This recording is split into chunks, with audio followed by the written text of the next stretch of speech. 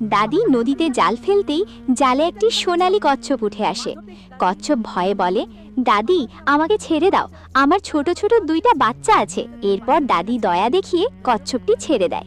কচ্ছপ খুশি হয়ে দাদিকে একটি জাদুর হাত পাখা উপহার দেয় এবং নদীতে চলে যায়। দাদি খুশি মনে হাত পাখাটি বাড়িতে নিয়ে যায়।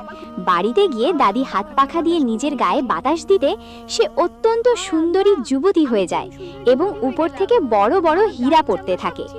এই সব কিছু শয়তান দাদু দেখে ফেলে এবং সে কল্পনা করে যে সে নিজেও অনেক সুন্দর যুবক এবং অনেক অনেক হীরা পাবে। এরপর দাদি যখন রাতের বেলায় ঘুমিয়ে থাকে তখন দাদু চুপি চুপি সেই হাত পাখাটি চুরি করে পালিয়ে যায়। এরপর বাড়িতে এসে সুন্দর যুবক হওয়ার আশায় হাত পাখা নাড়তেই সে অত্যন্ত কুৎসিত আর কঙ্কাল হয়ে যায় এবং উপর থেকে হাজার হাজার পোকামাকড় পড়তে থাকে। এদিকে হাত পাখা না পেয়ে দাদি কান্না করতে থাকে, কারণ কেউ